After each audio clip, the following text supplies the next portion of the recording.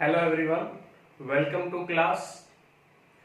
आज हम बात करेंगे नेक्स्ट टॉपिक और नेक्स्ट प्रॉपर्टीज, एटॉमिक प्रॉपर्टीज के बारे में। इलेक्ट्रोनेगेटिविटी। इलेक्ट्रोनेगेटिविटी टर्म क्या होगी, इससे रिगार्डिंग अभी बात करेंगे। पिछले वीडियो लेक्चर के अंदर बात की इलेक्ट्रॉन गेन एंथैल्पी के बारे में। Electron gain enthalpy single atom की प्रॉपर्टीज होती है, जबकि जो इलेक्ट्रॉन एक्टिविटी है वो बॉन्डेड एटम की प्रॉपर्टीज होती है। वो अकेले एटम की, जब एटम को आइसोलेट किया था तब उसको मेजर करते थे। इलेक्ट्रॉन एक्टिविटी कभी भी अकेले एटम की मेजर नहीं होगी, वो जब कोवेलेंटली बॉन्डेड होगा तब वो मेजर होगी। किसको बोला गया? जैसे कोवेलेंट बॉन्ड बनता था। कोवेलेंट बॉन्ड कैसे बनता था? Mutual sharing of electron. एक एलिमेंट ने अपना एक इलेक्ट्रॉन दूसरे के साथ शेयर किया, दूसरे ने उसके साथ शेयर किया, बराबर बराबर शेयरिंग होती थी। अब शेयरिंग तो होगी दोनों में, पार्टनरशिप होगी कि काम स्टार्ट कर लिया, हाँ यार 50% मेरा 50% तेरा। उसके बाद क्या होता है कि लालच आ जाता है एक के मन में, मतलब यार ये कमजोर है, मैं इसका हिस्सा अपनी तरफ, कुछ हिस्सा अपनी तरफ खींच लेता हूँ। तो वही इलेक्ट्रॉन एक्टिविटी में होता है कि इलेक्ट्रॉन एक्टिविटी में जो शेयर्ड इलेक्ट्रॉन है, जो दोनों एटम्स के बीच में रहते थे, जब नॉर्मल कोवेलेंट बॉन्ड बनता है, वो बनने के बाद जिसके अंदर टेंडेंसी ज्यादा होगी उसको खींचने की, उस टेंडेंसी को इलेक्ट्रॉन एक्टिविटी बोला गया है, कि जो बॉन्डेड इलेक्ट्रॉन को अपनी तरफ खींच सके, शेयर्ड इलेक्ट्रॉन को। That is called electron activity. Electron activity firstly given by Pauling 1932। It is the tendency of an atom और an element to attract the shared paid electron towards itself in a bonded atom. कि shared paid electron को अपनी तरफ attract करना है bonded atom के अंदर, उस टर्म को इलेक्ट्रॉन एक्टिविटी है, En से इसको लिखा गया है। ये रिलेटिव प्रॉपर्टीज है, एब्सोल्यूट नहीं है, रिलेट करके निकाली जाएगी, यूनिट लेस होती है, इसकी कोई यूनिट नहीं होगी। ये तो बात है कि केवल 10th NTSC तक वो बच्चे इसको ध्यान रख सकते हैं। उनको आगे का है कि आगे +1 जेई के लिए है, इससे रिगार्डिंग की फॉर्मूला कि पोलिंग ने इसको निकाला कैसे है। पोलिंग ने निकाला XA minus XB 0.102 under the root EAB minus 1/2 EAA plus EBB, उसका एवरेज निकाल रखा है दोनों का। अब XA और XB क्या है? XA और XB आता electron activity of atom A और एटम B रेस्पेक्टिवली। जो EAB यहाँ लिखी गई है, ये बॉन्ड एनर्जी है AB मॉलिक्यूल की, A है बॉन्ड एनर्जी है A2 मॉलिक्यूल की, और BB है वो बॉन्ड एनर्जी है B मॉलिक्यूल की। तो बात कर रहे हैं मुल्किन स्केल के ऊपर, कि एक तो हमने मेजर की पॉलिंग स्केल पर, कि पॉलिंग स्केल पर इलेक्ट्रॉन एक्टिविटी कैसे निकालेंगे, बॉन्ड एनर्जी के ऊपर डिपेंड करती है, और इलेक्ट्रॉन एक्टिविटी डिफरेंस निकालते हैं।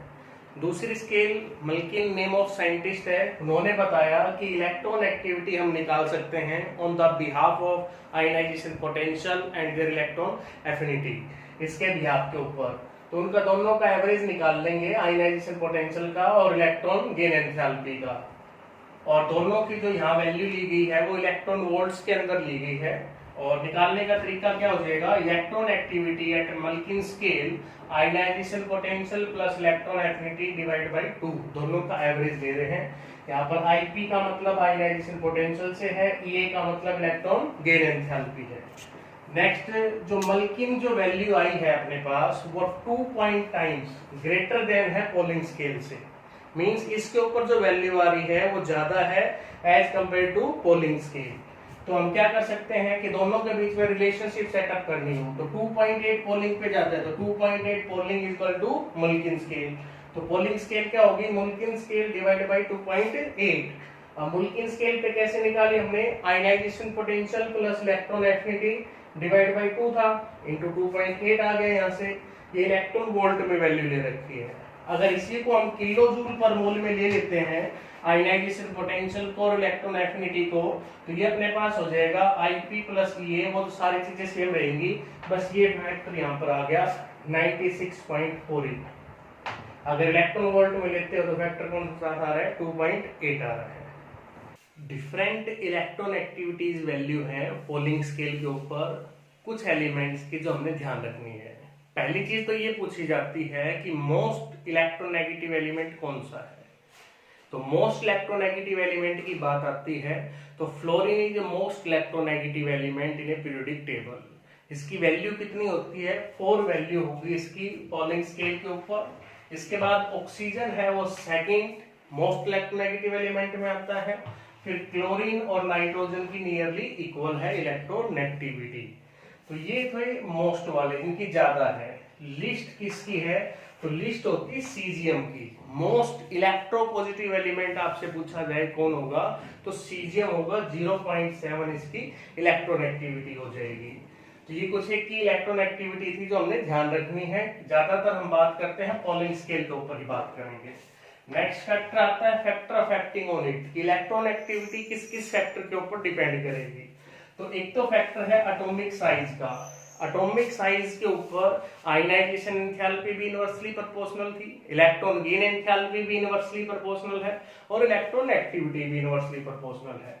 तो decrease with increase in atomic size, ये डिक्रीज हो जाती है, इनवर्सली प्रोपोर्शनल है जैसे जैसे एटॉमिक साइज बढ़ेगा एंड वाइस वर्सा। क्यों होगा, क्योंकि affective nuclear charge atomic size के साथ वेरी करता है और ये अफेक्टिव न्यूक्लियर चार्ज के डायरेक्टली प्रोपोर्शनल होती है इलेक्ट्रोनेगेटिविटी। अगर अफेक्टिव न्यूक्लियर चार्ज बढ़ेगा तो इलेक्ट्रोनेगेटिविटी की वैल्यू भी बढ़ रही है। तो ये रीजन है। तीसरा पॉइंट है ऑक्सीडेशन स्टेट से रिगार्डिंग का। कि ऑक्सीडेशन स्टेट अगर किसी एलिमेंट की बढ़ती है, पॉजिटिव ऑक्सीडेशन स्टेट, तो उसकी इलेक्ट्रोनेगेटिविटी बढ़ेगी। जैसे कि आपको दे दिया जाए आयरन 2 पॉजिटिव और आयरन 3 पॉजिटिव, कि किसकी इलेक्ट्रोनेगेटिविटी ज्यादा होगी, तो आयरन 2 पॉजिटिविटी ज्यादा हो जाएगी। आयरन 2 और आयरन 3 में से आयरन 3 हो गया। एक आपको दे दे SN2 पॉजिटिव और SN4 पॉजिटिव, तो SN4, तो इट्स अबाउट द इलेक्ट्रोनेगेटिविटी की कैसे कैसे वेरी करनी है। नंबर 4th फैक्टर से रिगार्डिंग, 4th फैक्टर है एस कैरेक्टर इन हाइब्रिडाइजेशन। कि हाइब्रिडाइजेशन के अंदर एस कैरेक्टर पर डिपेंड करेगी इलेक्ट्रोनेगेटिविटी। हाइब्रिडाइजेशन होती क्या है वो नेक्स्ट चैप्टर में केमिकल बॉन्डिंग में हम डिस्कस करेंगे। आप जस्ट ये याद रख सकते हो कि 3 बेसिकली हाइब्रिडाइजेशन है, sp, sp2, sp3। जब कार्बन कार्बन में सिंगल बॉन्ड होता है तो उसके अंदर होती है sp3 हाइब्रिडाइजेशन। डबल बॉन्ड होता है तो sp2 हाइब्रिडाइजेशन, और ट्रिपल बॉन्ड होगा तो sp हाइब्रिडाइजेशन होती है। s और p एटॉमिक ऑर्बिटल है, तो s कैरेक्टर जितना ज्यादा होगा हाइब्रिड ऑर्बिटल में उतनी ही ज्यादा इलेक्ट्रोनेगेटिविटी हो जाएगी। तो percentage of s character carbon carbon single bond में 25 है, sp3 4 ऑर्बिटल है, एक s का कंट्रीब्यूशन है 1/4 25%। इसमें टोटल 3 ऑर्बिटल है sp2, तो s ऑर्बिटल का कंट्रीब्यूशन है 33.3। उसके अंदर 2 ही ऑर्बिटल है तो s ऑर्बिटल का कंट्रीब्यूशन है 50%। तो s कैरेक्टर देखिए बढ़ता जा रहा है तो इलेक्ट्रोनेगेटिविटी की वैल्यू बढ़ती जा रही है, हम यहाँ से देख सकते हैं इस चीज को। उसके बाद लिखा गया है important point of electronegativity. Electronegativity के इंपॉर्टेंट पॉइंट कौन कौन से हैं। पहला जो पॉइंट है इन 3 के अलावा वो ये है कि most electronegative element fluorine, least electronegative element caesium. यहाँ पर भी क्या मेंशन किया है कि electronegativity of noble gas is 0। क्यों 0 मानी गई है, क्योंकि इलेक्ट्रोनेगेटिविटी कंबाइंड स्टेट में मेजर होती है बॉन्डेड स्टेट के अंदर। तो आमतौर पर ये माना जाता है, यहाँ मैं नोबल की जगह इनर्ट गैस लिखूं तो ज्यादा बेटर रहेगा, कि इनर्ट गैस की जो इलेक्ट्रोनेगेटिविटी है वो 0 है, वो किसी के साथ कंबाइन नहीं करती है।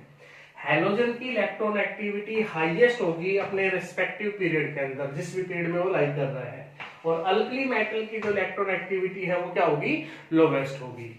नेक्स्ट पॉइंट हो जाएगा इसके अंदर कि नेचर ऑफ बॉन्ड, कि बॉन्ड का नेचर हम प्रिडिक्ट कर सकते हैं इलेक्ट्रोनेगेटिविटी से। कैसे प्रिडिक्ट कर सकते हैं, कि डिफरेंस इन इलेक्ट्रोनेगेटिविटी हम निकाल लें दोनों एटम के बीच में।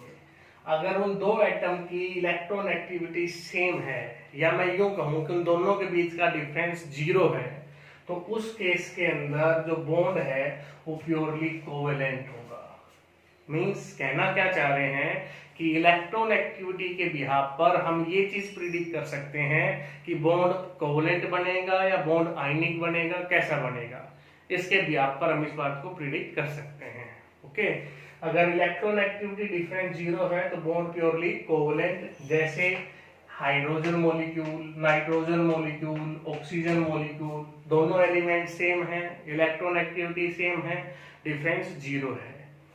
अगर कहता है डिफरेंस स्मॉल आ जाए, 1.9 से लेस देन आ जाए दोनों का डिफरेंस, तो वहां वो बॉन्ड पोलर कोवलेंट बॉन्ड कहलाएगा। पोलर, पोल डेवलप हो जाते हैं, पॉजिटिव और नेगेटिव पोल, जिसकी इलेक्ट्रॉन एक्टिविटी ज्यादा होगी। मान लो कि बी एलिमेंट की इलेक्ट्रॉन एक्टिविटी ज्यादा हुई तो बी की तरफ ये जो शेड इलेक्ट्रॉन थे वो बीच में रहते हैं, इलेक्ट्रॉन एक्टिविटी बी की ज्यादा हो गई तो ये इलेक्ट्रॉन बी की तरफ अट्रैक्ट हो जाएंगे।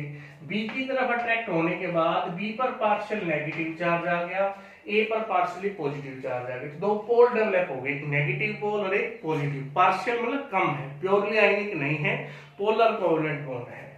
अगर वही डिफरेंस 1.9 हो जाता है तो उसमें 50% कोवलेंट कैरेक्टर होगा और 50% आयनिक कैरेक्टर होगा। नेक्स्ट पॉइंट क्या कहता है कि परसेंटेज ऑफ आयनिक कैरेक्टर, कि किसी मॉलिक्यूल के अंदर हमें आयनिक कैरेक्टर निकालना हो और इलेक्ट्रॉन एक्टिविटी पता हो, तो XA और XB जो लिखा हुआ है वो इलेक्ट्रॉन एक्टिविटी है एटम ए और एटम बी की, जो एक दूसरे के साथ बॉन्डेड है। तो 16 into XA minus XB plus 3.5 XA minus XB का होल स्क्वायर। अब बात कर रहे हैं variation in electron activity in A group और पीरियड के बारे में। ग्रुप में और पीरियड के अंदर इलेक्ट्रॉन एक्टिविटी कैसे वेरी करें।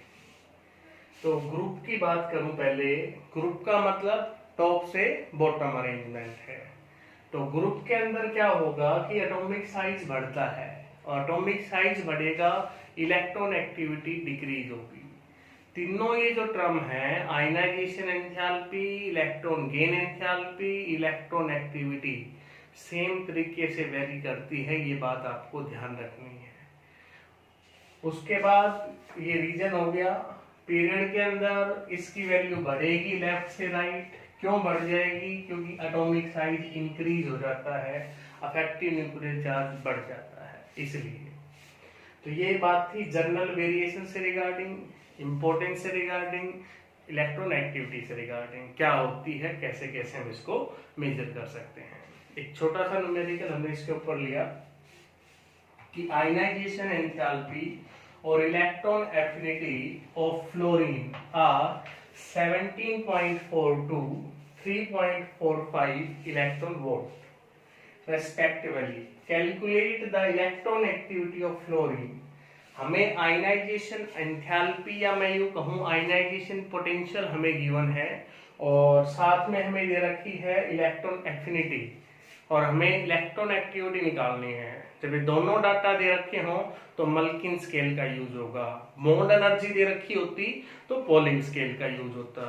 तो मल्किन स्केल क्या कहती थी? मल्किन स्केल हमें कहती थी ionisation potential plus electron affinity divided by 2, और उसको 2.8 से और हम नीचे डिवाइड कर देते थे तो वो पॉलिंग स्केल कर आ सकती थी हमारे पास। तो मल्किन स्केल क्या हो जाएगी आपके पास? मल्किन स्केल हो गया आपके पास XF is equal to ionization potential enthalpy plus electron affinity is divided by 5.6। दोनों डाटा, इलेक्ट्रॉन वोल्ट के लिए फार्मूला लिखा था, दोनों डाटा हमें दे रखे हैं 17.42 प्लस 3.45। इसको मैं डिवाइड करूँ 5.6 से तो मेरे पास आंसर आ जाएगा 3.726। 3.726 ये मेरे पास आंसर आ जाएगा। तो it's all about the electron activity, उसकी इंपॉर्टेंस से रिगार्डिंग, उसके वेरिएशन से रिगार्डिंग। अब बात करते हैं नेक्स्ट टर्म वैलेंसी से रिगार्डिंग कि वैलेंसी आपके पास क्या होगी। तो वैलेंसी का मतलब क्या होता है कि the combining capacity of an element is called its valency, कि कोई भी एलिमेंट कितने अदर एलिमेंट के साथ कंबाइन कर रहा है वो उसकी वैलेंसी कहलाती है। आमतौर पर जो वैलेंसी है वो रिएक्टिविटी या उस एलिमेंट के रिस्पेक्ट में मापी जाती है कि जो ज्यादा एलिमेंट के साथ कंपाउंड बनाता हो। जैसे कि हाइड्रोजन है, हाइड्रोजन बहुत सारे एलिमेंट के साथ मिलकर कंपाउंड बनाता है, इसलिए इनिशियली जो वैलेंसी है वो हाइड्रोजन के रिस्पेक्ट में निकालते हैं कि इसकी 1 है, 2 है, 3 है या 4 है। उसके बाद फिर ऑक्सीजन है, उसको रेफरेंस में लिया गया है कि ऑक्सीजन के साथ, ऑक्सीजन के रिस्पेक्ट के अंदर उसकी वैलेंसी कितनी होगी। तो जस्ट वैलेंसी को ये समझना है कि वो कितनों के साथ बॉन्डेड है, कितनों के साथ कंबाइन हो रहा है, वो उसकी वैलेंसी कहलाएगी। वैलेंसी किस बात पे डिपेंड करती है? वैलेंसी डिपेंड करती है वैलेंस इलेक्ट्रॉन के ऊपर जो उसके आउटर मोस्ट सेल में प्रेजेंट है।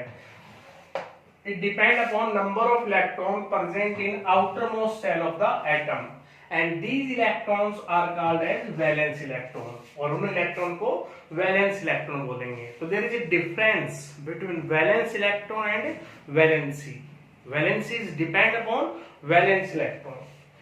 हाइड्रोजन स्केल पर बात करूं तो वैलेंसी इंक्रीज होगी 1 to 4 और उसके बाद डिक्रीज होती है 4 to 0। ग्रुप 14 तक जाएंगे तो 4 तक इंक्रीज होगी। ये ग्रुप फर्स्ट, सेकंड, 13, 14 यहाँ 4 हुई, उसके बाद डिक्रीज होना स्टार्ट होगी 3, 2, 1 और नोबल गैसेस की 0। ऑक्सीजन स्केल पर बात करूं तो ये इंक्रीज होती है 1 to 7 तक इंक्रीज होगी।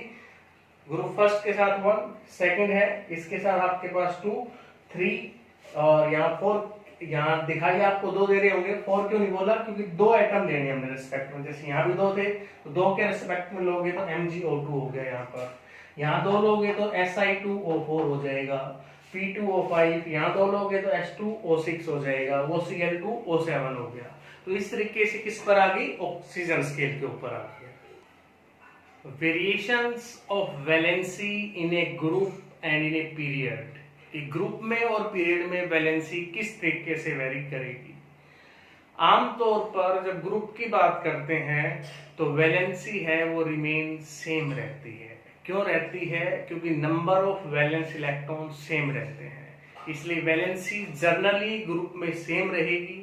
और पीरियड के अंदर लेफ्ट से राइट, अगर हाइड्रोजन स्केल की बात कर रहे हो, और हम आमतौर पर हाइड्रोजन स्केल की बात करते हैं, जब कुछ भी मेंशन ना हो तो हाइड्रोजन स्केल की बात हो रही है, तो लेफ्ट से राइट पीरियड के अंदर फर्स्ट इंक्रीज होगी अप टू 4 और उसके बाद क्या हो जाएगी? डिक्रीज हो जाएगी। ये हम रिप्रेजेंटेटिव एलिमेंट्स के अंदर बोल रहे हैं ये बात, ट्रांजिशन एलिमेंट में ये बात एप्लीकेबल नहीं होती है। तो यही बात यहाँ मेंशन की है कि ग्रुप के अंदर जब बात करोगे all elements have same valence number of electron and all element have same valency. Valency of alkali metal example के तौर पर ग्रुप फर्स्ट की वैलेंसी 1 है, सभी एलिमेंट की 1 होती है। Alkaline earth metal group second है, सभी की वैलेंसी 2 होगी। ट्रांजिशन एलिमेंट जो हैं वो वेरिएबल वैलेंसी को शो करते हैं। इसके बाद क्या लिखना है बच्चों आप लोगों ने? इन ए पीरियड। ये तो किसकी बात हुई है? ग्रुप के अंदर। इसके बाद आपने हेडिंग डालनी है यहाँ तक लिखने के बाद इन ए पीरियड, और पीरियड के अंदर क्या लिखना है कि generally valency increase up to 4 in a period, after it decrease up to 0। ये बात आपने पीरियड में मेंशन करनी है क्योंकि हम हाइड्रोजन स्केल की बात करते हैं। तो ट्रांजिशन एलिमेंट का जिक्र आएगा तो वेरिएबल वैलेंसी है। उसके बाद बात करते हैं नेचर ऑफ ऑक्साइड। पीरियड में लिखने के बाद नेचर ऑफ ऑक्साइड कि ऑक्साइड के नेचर पर किस तरीके से डिपेंड करेगी। तो नेचर ऑफ ऑक्साइड में है कि ऑक्साइड्स ऑफ मेटल्स, या ऑक्साइड्स का नेचर कैसा होता है उसकी बात कर रहे हैं। तो मेटल के जो ऑक्साइड होंगे वो बेसिक होते हैं, नॉन मेटल के ऑक्साइड एसिडिक होंगे, और मेटलोइड्स या जिनको सेमी मेटल बोलते हैं उनके ऑक्साइड एम्फोटेरिक होंगे। तो oxides of metals our basics metal, alkali metal, alkaline earth metal. जैसे जैसे मेटालिक कैरेक्टर कम होगा basic character of the oxide decrease होता चला जाएगा। नॉन मेटल का कैरेक्टर जितना ज्यादा होगा उतना ही वो एसिडिक हो जाएगा आपके पास। अब आपसे कोई पूछ ले कि भी फॉस्फोरस का ऑक्साइड दे रखा है, P2O5 दे रखा है, एक आपको Cl2O7 दे दे, दोनों ही नॉन मेटल हैं, तो नॉन मेटालिक कैरेक्टर हेलोजन में ज्यादा है। अभी पढ़ी थी बात इलेक्ट्रॉन एक्टिविटी के बिहाफ पर भी और इलेक्ट्रॉन गेन एंथैल्पी के बिहाफ पर भी। तो ये वाला ऑक्साइड है ये ज्यादा एसिडिक मिलेगा बजाय इसके। मेटलॉइड्स अगर हैं तो उनके ऑक्साइड एम्फोटेरिक होंगे। एम्फोटेरिक वर्ड यहाँ पर आ रहा है, इसको स्ट्रेस देना है, ध्यान देना है कि एम्फोटेरिक का मतलब है means they behave like an acid as well as base. तो एल्यूमिनियम का ऑक्साइड है, जिंक का ऑक्साइड है, टिन का ऑक्साइड है, ये दोनों की तरह बिहेव शो करेंगे। कुछ एलिमेंट के ऑक्साइड न्यूट्रल होते हैं, तो न्यूट्रल ऑक्साइड कौन कौन से हैं, इन पर एमसीक्यू क्वेश्चन आ सकता है। ऑप्शन में दे देंगे आपको, जैसे CO है कार्बन मोनोऑक्साइड न्यूट्रल ऑक्साइड है, N2O है नाइट्रस ऑक्साइड है, लाफिंग गैस जिसको बोलते हैं बच्चों, लाफिंग गैस कहलाती है, NO नाइट्रिक ऑक्साइड है, H2O वाटर है, ये न्यूट्रल ऑक्साइड के अंदर आते हैं। तो न्यूट्रल ऑक्साइड के एग्जाम्पल जरूरी है ध्यान रखने कौन कौन से होंगे। उसके बाद नेक्स्ट छोटा सा टॉपिक है anomalous behaviour of second period element, कि सेकेंड पीरियड के जो एलिमेंट हैं lithium, beryllium, boron, carbon up to neon, they show abnormal behavior than the rest of member in their group, कि अपने अपने रिस्पेक्टिव ग्रुप में उनके अलावा जो अदर एलिमेंट बच गए उनसे उनका बिहेवियर थोड़ा सा डिफरेंट होता है। उसका रीजन क्या है, उसका रीजन ये है कि उनके अंदर स्मॉल साइज है सेकेंड पीरियड के एलिमेंट का, डाउन द ग्रुप साइज बढ़ता है, इलेक्ट्रॉन एक्टिविटी उनकी हाई होगी, डाउन द ग्रुप कम होती है, हाई आयनाइजेशन एंथैल्पी होती है, हाई हाइड्रेशन एंथैल्पी भी हम यहाँ मेंशन कर सकते हैं 5th पॉइंट के रूप में। अल्कली और अल्कलाइन अर्थ मेटल में हाई हाइड्रेशन एंथैल्पी, अल्कलाइन और अल्कली मेटल के केस में absence of vacant D orbital in second period element, इस वजह से उनका बिहेवियर एनामेलस है, अब नॉर्मल है, दूसरों से डिफरेंट है, और दूसरों से डिफरेंट बिहेवियर ही क्या कहलाता है, एनामेलस बिहेवियर कहलाता है। तो आज के लिए इतना ही, बाकी बातें होंगी नेक्स्ट वीडियो लेक्चर के अंदर। तब तक बने रहें बच्चों, अपना ध्यान रखें, स्वस्थ रहें, मस्त रहें, और चैनल को शेयर और सब्सक्राइब जरूर करें। Bye bye.